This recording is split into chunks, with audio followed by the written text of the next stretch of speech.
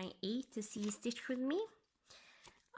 We are still on the Raccoon Cabin by it's the Frosty Forest series, and it's a pattern by Cottage Needleworks, and it's going to look like this when it's done. And we're still working on it, and we are going to try and not finish today, but in the next coming weeks or so, hopefully get enough progress in that we can finish our series. If you are new, welcome. A lot of information you can find in the 2 first videos, so I can recommend watching those. If you don't want to go back and watch those and just watch the series from where it is now, then you are welcome to do that also. It's nice to have you here. And for everyone that is coming back, thank you so much. I truly love doing this series with you guys. It's a really fun series, and I love that you guys love it so much also. That is not just me bringing all the love. So yeah, should we just jump into stitching? I can also say that when I get done with my Raccoon Cabin, I have been thinking, and I do think that I might do just all the frames on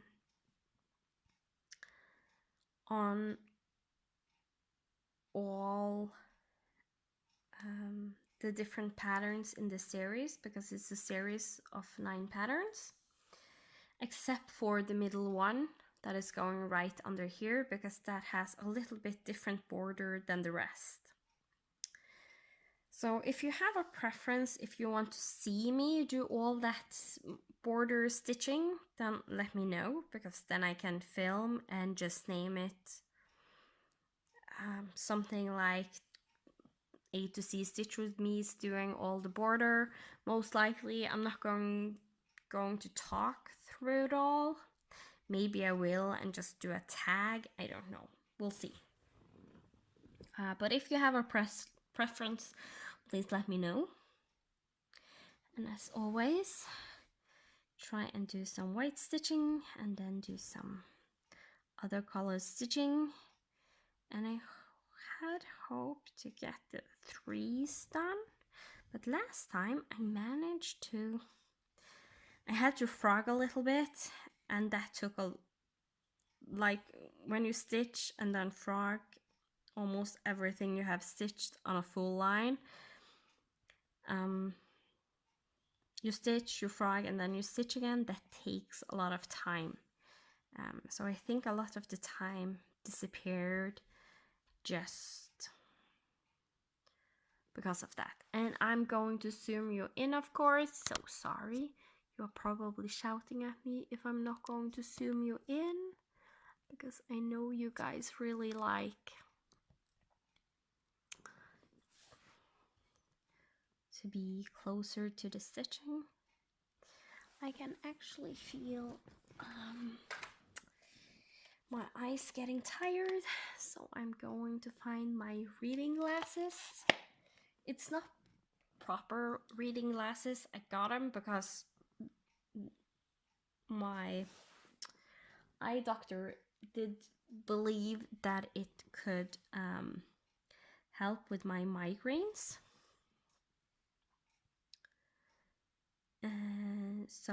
Or my doctor, that is the specialist in migraines, said I had to go to the eye doctor and try and see if that could help, since I read a lot, I stitch a lot. I have really good eyesight, so I can stitch on fairly high counts, so very small stitches. I have a 56 count I'm currently doing. The tapestry by Ink Circle is on 56 count. So yeah.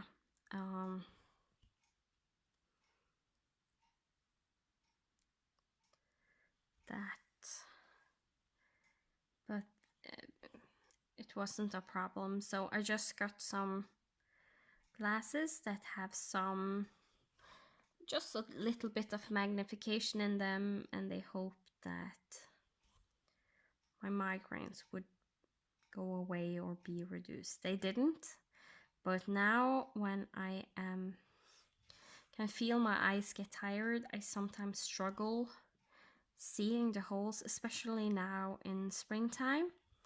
When my allergies are so bad, my eyes get really fast tired. So putting on these glasses really helps with that. Or else I have found if I stitch when my eyes get tired, on no matter what size I'm stitching on, I usually start to get a headache. So, but if I put the glasses on, I don't know, maybe my eyes focus more and doesn't have to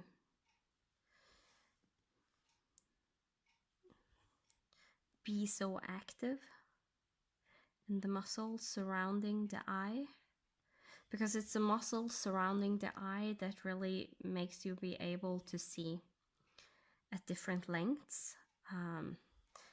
And usually why you have to use glasses when you get older is because some of those muscles become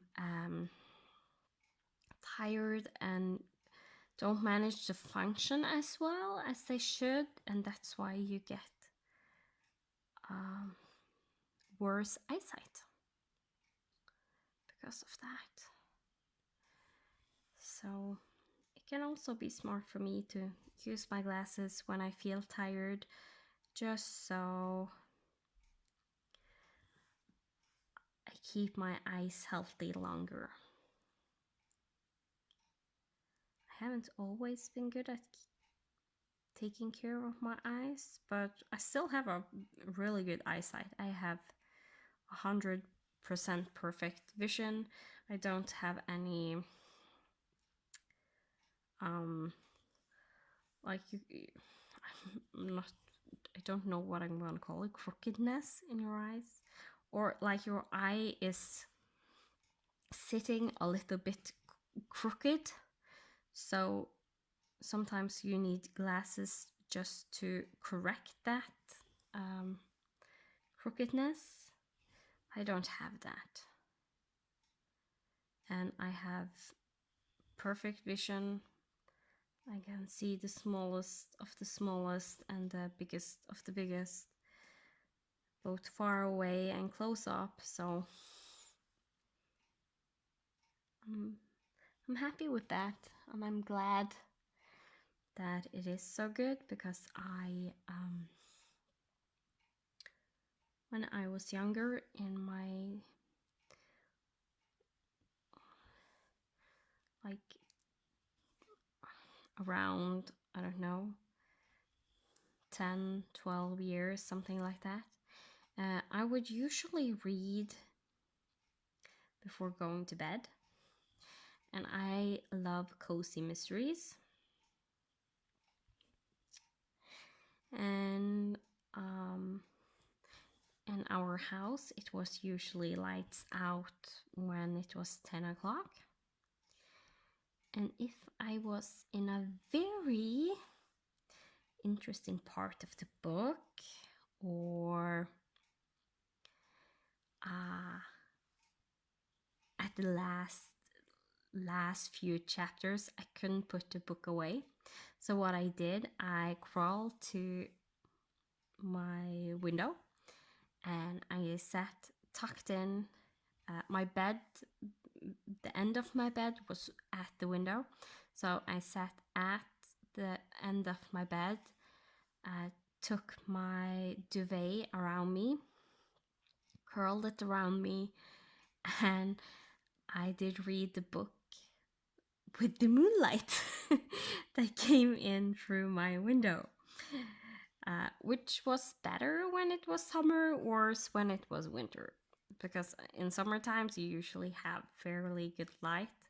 I don't think I did it much in the winter time when it was like really dark outside, but it was still very, very dark and gloomy. Um, so, and the moonlight doesn't give much light because I couldn't have my lights on in my room or my reading light on because my parents would see it under the door. Because they always turned off the light in the hallway to check if everyone had their lights turned off. Mostly they did it because my brother once forgot to turn off his light, and he managed in his sleep, he was very active, and he managed to throw a blanket or a duvet or a pillow, something like that, over the reading lamp. And usually it should be fine, but since it was on all night, in the morning it has they discovered that it has started to ooze, make a little bit like gas ooze. It wasn't a direct fire, but yeah, what fire produce. Some of that gas had started because the blanket, pillow, duvet had not set fire, but was about to set fire. And that's really bad. So after that, my parents always turned off the light in the hallway to make sure that all the lights were off. And that was a pain for me because suddenly they discovered if I was reading in the middle of the night. Usually my mom and dad wasn't mad if they found out I was reading at 10:30, 11 p.m. at nighttime, because I was reading. That's one of the things they actually supported, was reading. So, but yeah, I then usually sat by the moonlight and did read my last pages in the moonlight. Oh.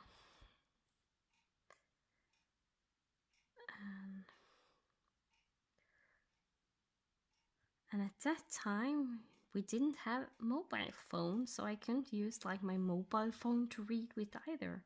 And the first mobile phones didn't have a light. So that's luxurious things we have gotten in the later years. Because now I would, if we have been traveling and I am reading or something when going to sleep and we share room with Leo, my son, I will usually put my duvet over my head and have my pillow like under my chest and read and use the light of my mobile phone to have good light when reading. So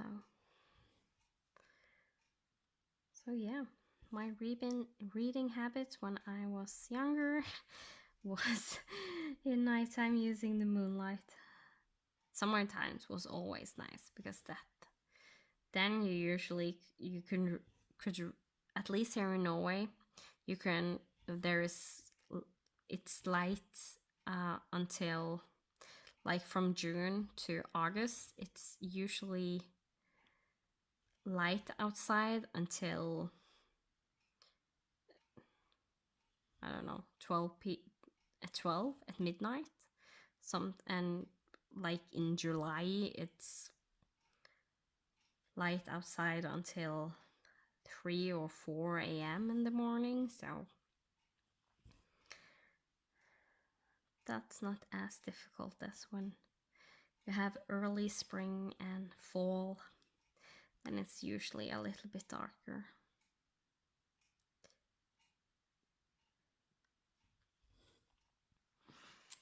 All right, if you're wondering what I'm doing with my needle, just going to do this half stitch again because I like my legs to lay perfectly. So if I'm jumping far to like this side my finger is, I need to move a little bit this way.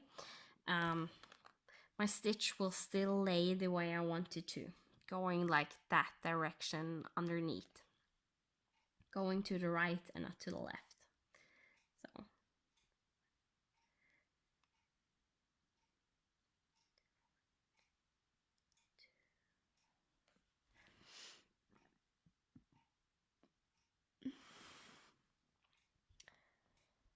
okay, let's see.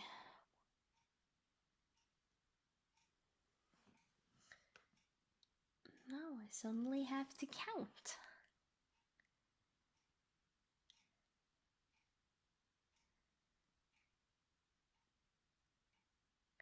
I'm wondering if I'm going to do just one stitch at a time and work my way. Basically, I'm here right now, and you can see at the top of the tail is on this row. So I'm wondering just doing the X's one at a time until here, jump over this tail part, and I can stitch the white that is going to be between the raccoon's tail and body, and then park the floss or just do those white stitches at the belly of the raccoon.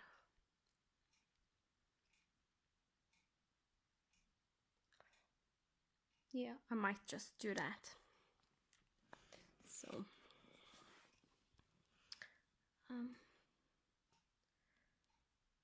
So I might just, after I have stitched the stitches until the tail and parked it, I think I will stop for now and then can do some more on the trees because I want those done so I can start the house, and I don't want to do the house before I have those done.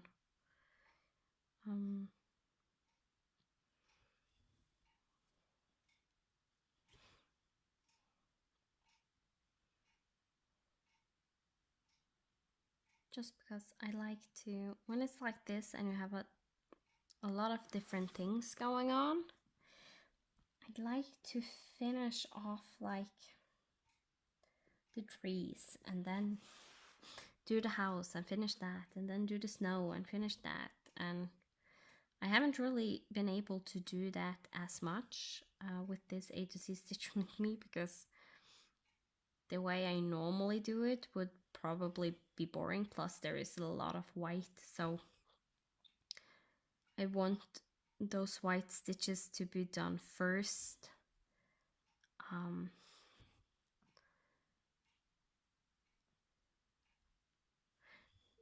Just as I said, that it doesn't, the other colors doesn't contaminate the white one, basically.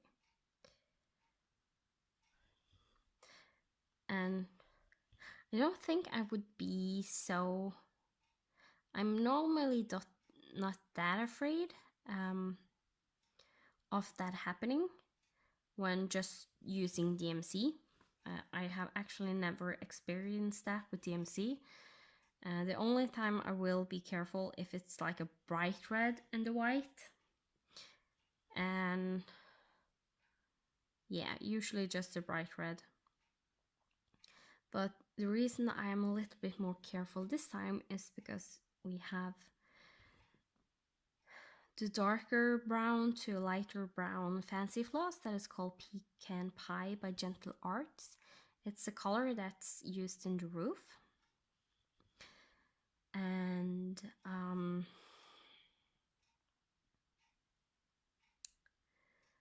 that's not color fast, so I'm afraid that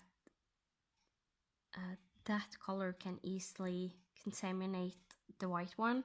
And it's like, it's not only in the roof, it's like all over the place. There is and it's like a few stitches here and there on the raccoon, on the house, I think in the windows of the house. So yeah, just a little bit all around. So it's nice to make sure the white stay white, basically.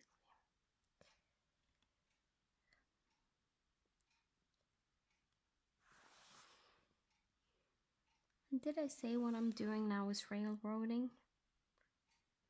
Apparently the floss has wrapped around itself. Or most likely I have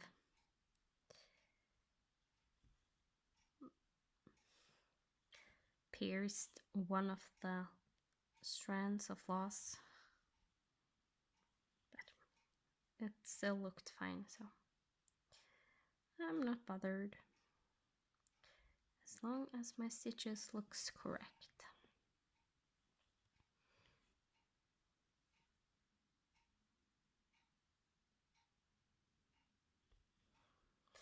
Okay, I think I need to count.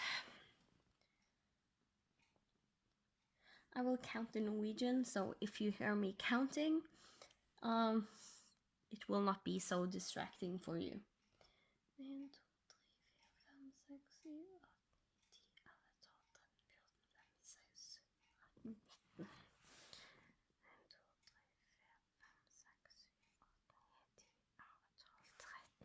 Okay. I have to go up to 19. I was on 13, so this is 14. Sorry. I got something, dust or something in my throat, and now I feel like coughing. So there might come another cough.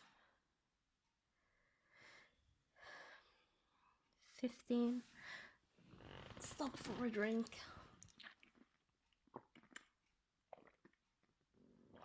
Oh, that helped. 15.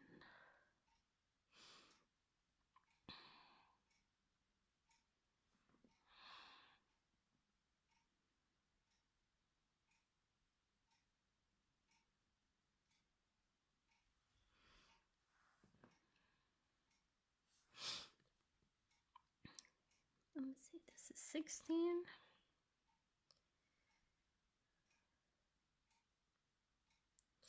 And a good way also to do the counting, if you do one and one stitch at a time, is do like 17A and 17B,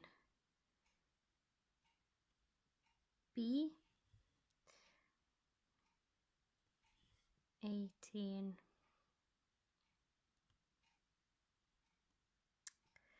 A, and 18, B,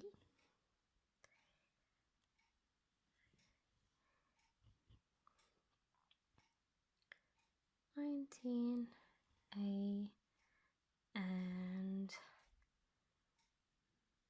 19, B. I don't put it fully through in case I have counted wrong. So again, 1, 2, 3, 4, 5, 6,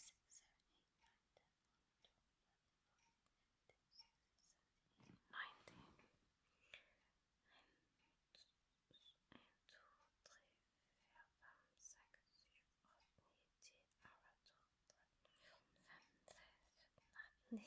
Yes, it's correct. 19. And then jump over 3 stitches. 1, 2, 3 stitches. And here the next one is going to be started.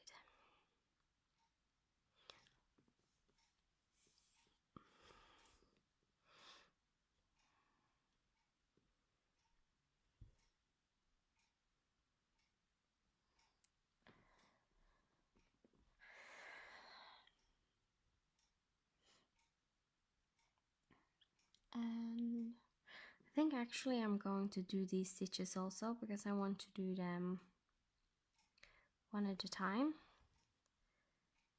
And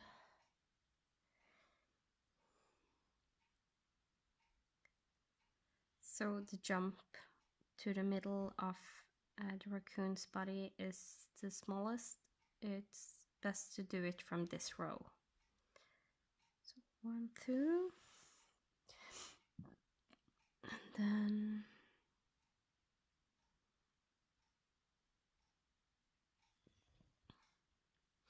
I have to go down 1 here.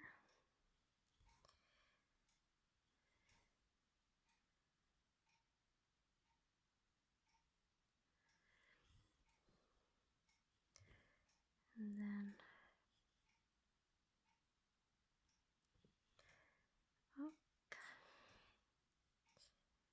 And as you can see, even though I stitch like from top to bottom, I still do my stitches the same way.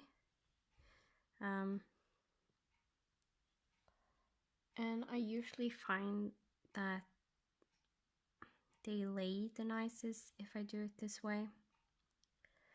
If I go the opposite direction from bottom to top, I will do my stitches top instead of bottom, because you can see now I come up in the bottom rightmost hole of the stitch. And also when I make the stitch, I start bottom left, so bottom. And if I go the opposite direction, top.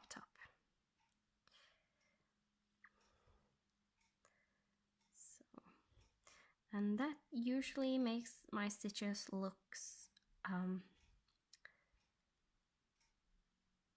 identical in a way. You can't really see difference in the stitches. So this little section is done. And then 2 over and 1 down. So 1, 2, 1. And that is 2 stitches from here to there, and that's what it's supposed to be. So we have the middle of the raccoon's body right there. All right, then let's go and do some trees. So I will move you. Try as gently as I can to move you. Start with this tree right here.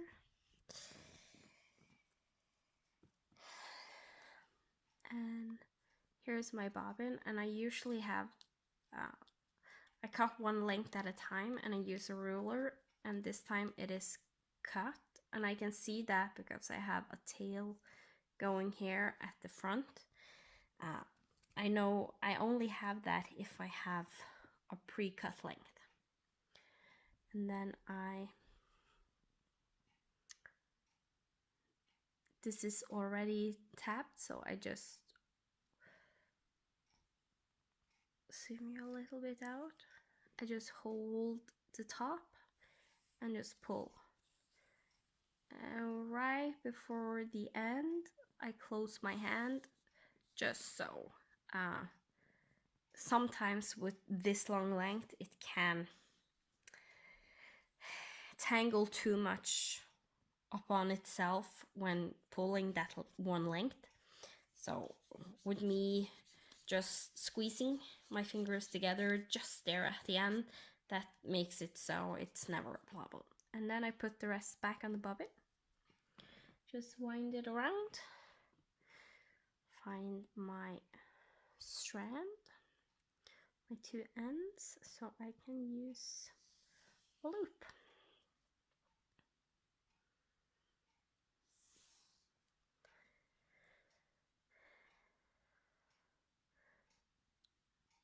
I take the floss around the needle and I pull slightly up and to the side, so I pull the needle away. And then I take the eye of the needle over that loop of floss. So there is a little bit floss sticking up the opposite side, and then I can pull through. And then I have it on my needle.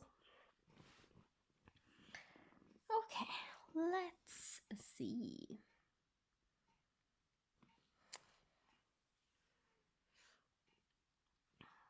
Zoom you in again.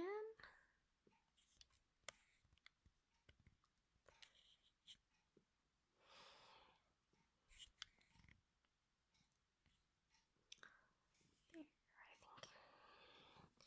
All right, so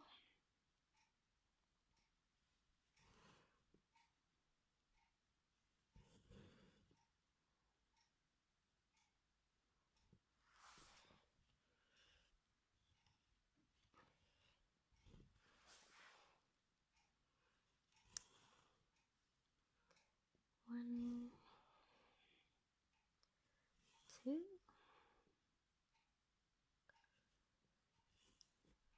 one,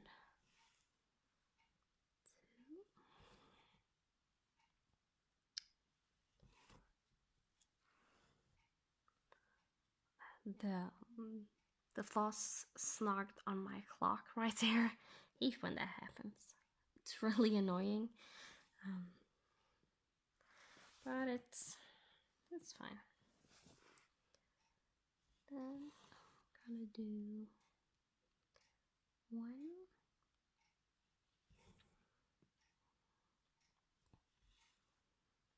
I think maybe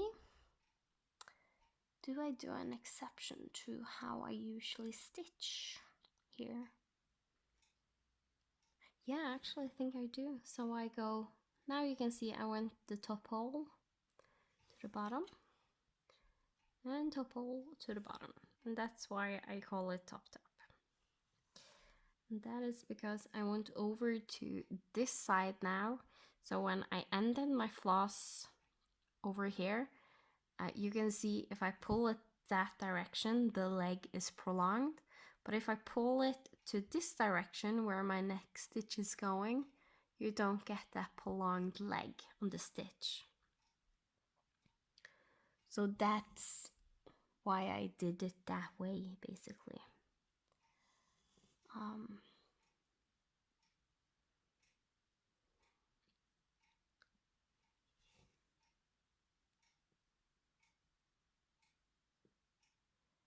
And I'm one stitch too high. So, on.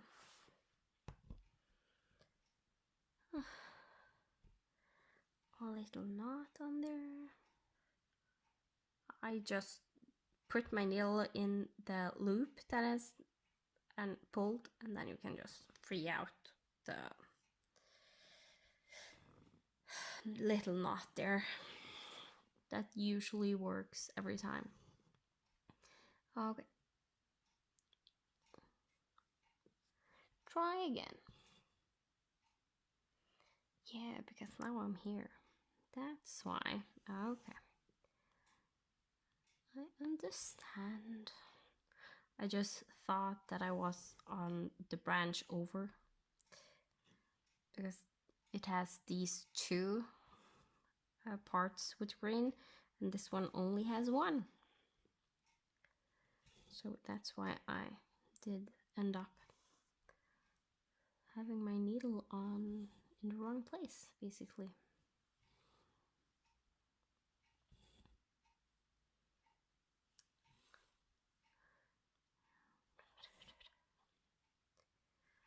So, like this. And now again a long jump, so I will do this half of a pin stitch to make sure this is correct. I really don't like jumping this far because it's a really long jump down. I'm wondering if I'm just going to end the floss right here. I started the pin stitch, so it's easy to just continue it. Because with this dark green color, I'm afraid that in the end it will show through when it gets framed. So I would rather cut it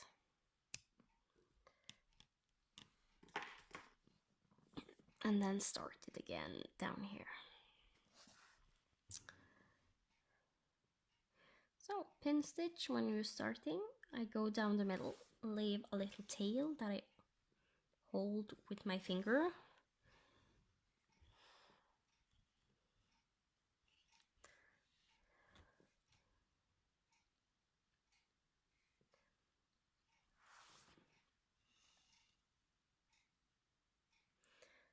And I go down and pierce the floss.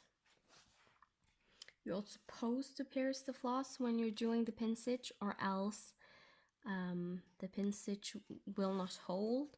So don't try to lay the floss to like up or on a diagonal. Just put it right over so you know you are piercing the floss going down. And then you can see I'm pulling really tight and it's not coming out. Then I just cut the tail off as close as possible. And then can start to stitch. I have done better explanation of the pin stitch previously, so if you really want info on that, I actually think one of them is called something with the pin stitch in the name. When I do a lot of the single stitches, that is over the treetops beside the house, the snowflakes, the individual ones, then I start and stop each and every one on the same X on some of them.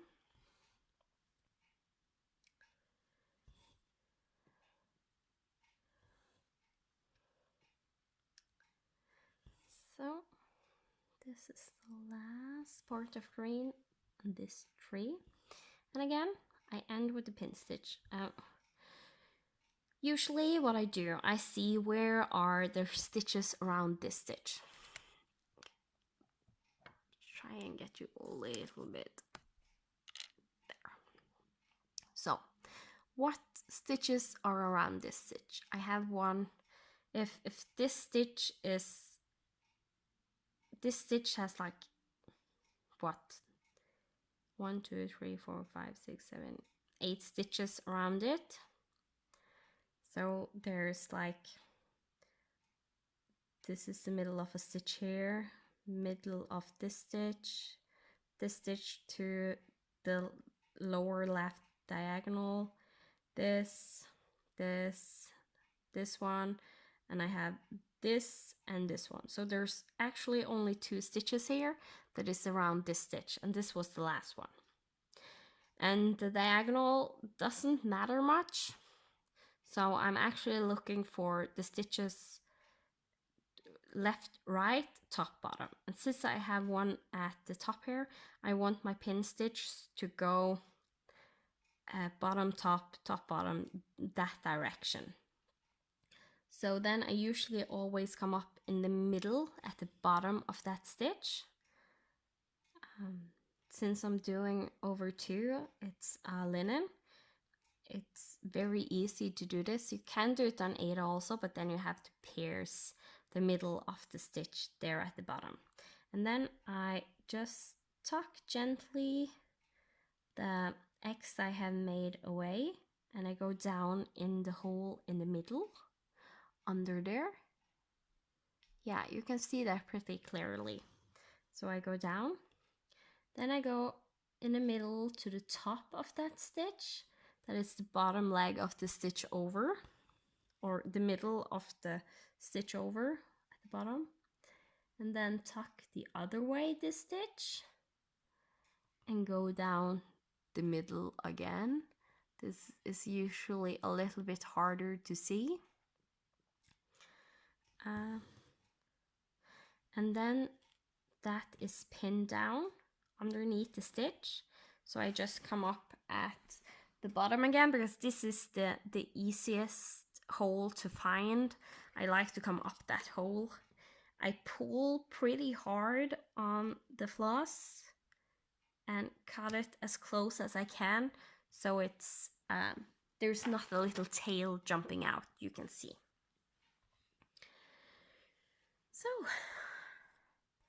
that means we have one tree finish, and we can jump over here and try and finish up this tree. And I actually think, since this is mirrored from this one, I think I'm gonna start here, do these branches, and work my way up if I can. So you might see some more top stitching instead of bottom that I usually do. I also think I will separate my floss. It's a pretty decent length. So I will separate it so I can do the loop method.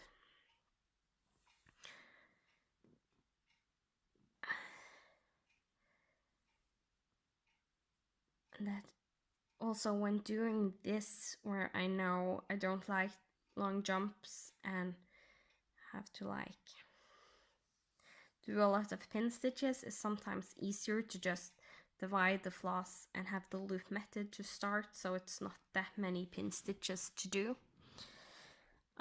Because I love the pin stitch to end with. I'm not that. I use it to begin with also if I stitch with one strand, or as now I had a length. Previously on the last one I had a length with 2 separate strands, because I cut the one length I had folded.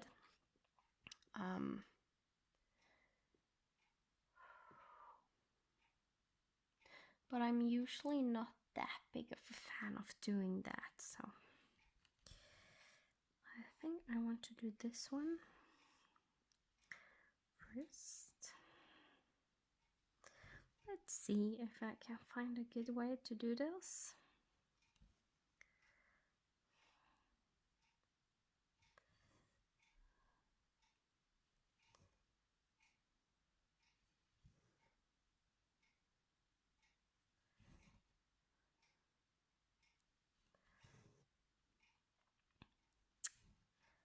And as you can see, now I have turned around to top when stitching.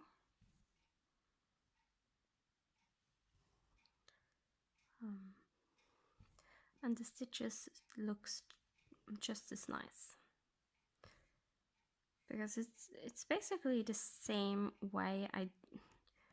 The floss is going basically the same way. And now I will do a little half stitch here.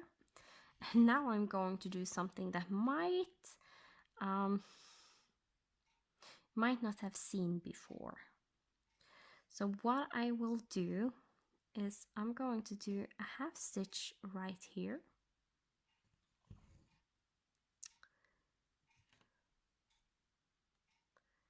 And this is something new I have begin with.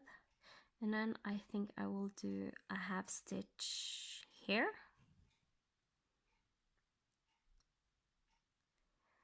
And what I basically do, without turning to the back, I'm basically securing my floss along the way underneath the stitches I have done, so the floss goes exactly where I want it to go, and also makes it so I don't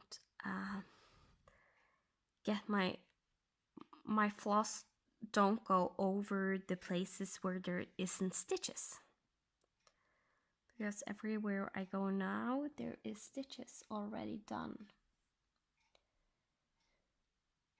And I actually think I'm going to go to the bottom of this one and work my way up,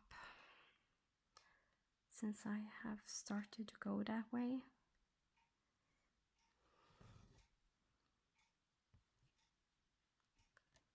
And as you see, if you do it correctly, you can't see it at all, the green one. Because it basically just lay over one of these threads in the fabric, and the X is covering it. So this will be the last one, because here I'm going to do my stitches.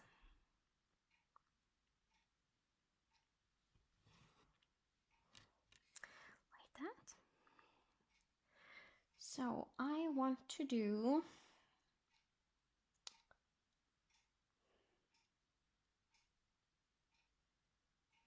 this stitch for these 2 stitches first. Going down.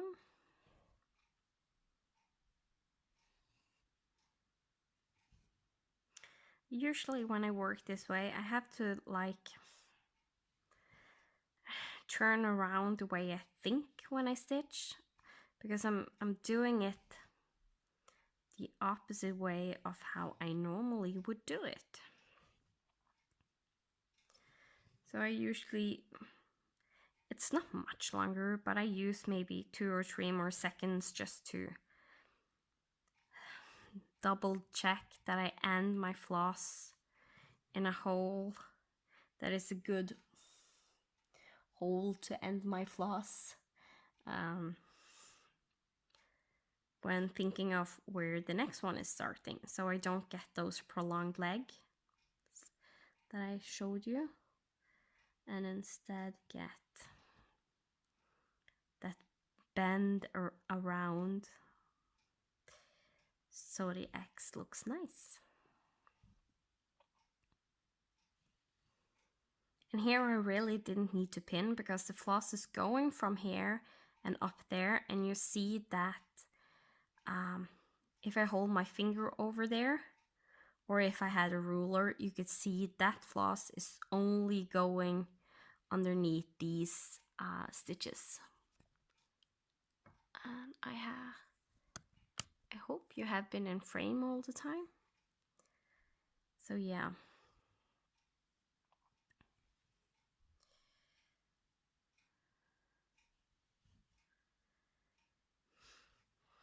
And now the big thing is I am going to jump up.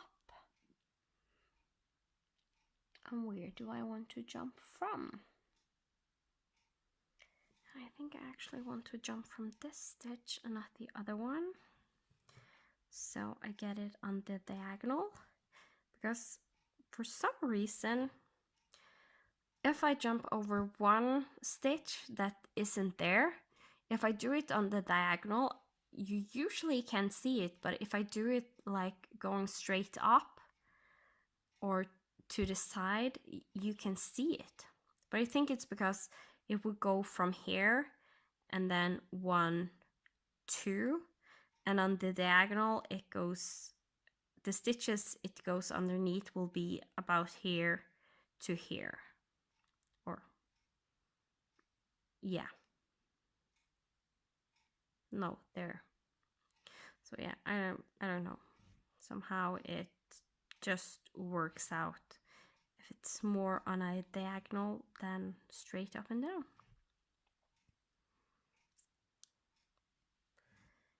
So this stitch,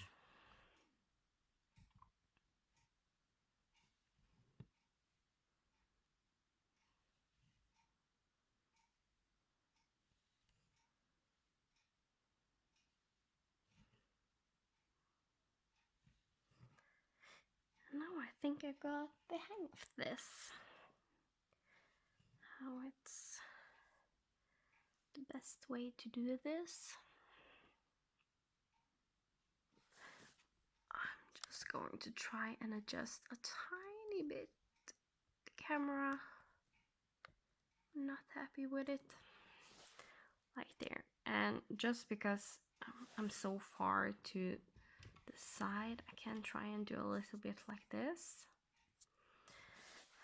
so you see better, or else I put my hand in the way of the camera, because basically my hand was straight underneath the camera every time I did a stitch.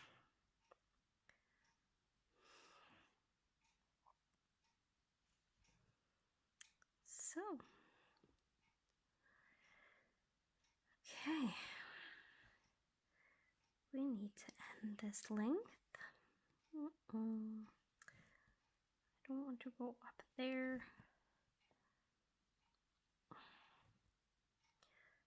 There, looks better.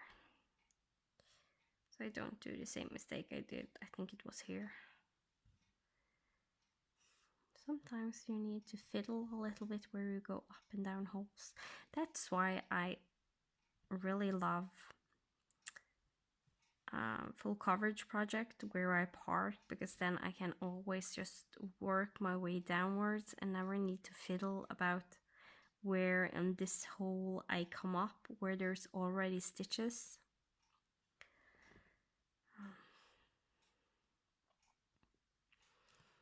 And after these 2 stitches, I think I will end off this floss.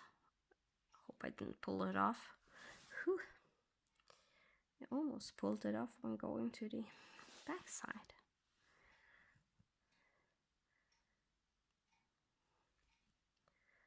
Like this.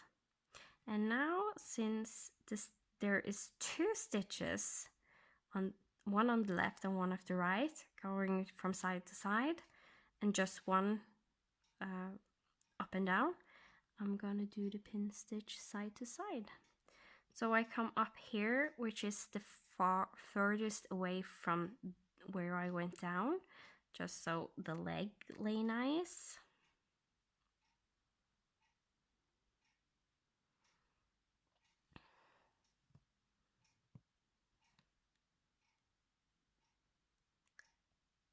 And then up in the middle here. It's a little bit trickier to do it because it's harder to see where you come up.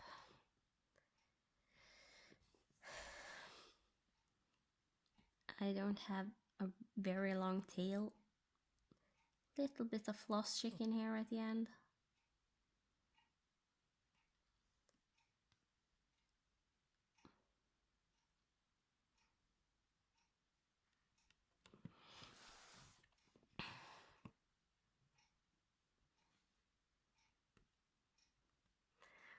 And then I'm actually just going to bring the floss up here at the top so it's easy to get it, easy to cut, because the easier it is to cut, the closer you get it, so the better it will look. So there. This has gone on way longer than I anticipated. So I'm gonna wrap this up here. And I will see you next time. I think I said last time, I hoped I would use my tags.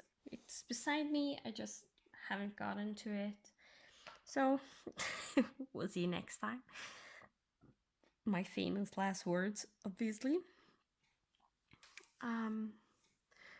So yeah, I will end it here. Thank you so much for watching. It's always a pleasure to have you here. And I will see you next Friday. Goodbye.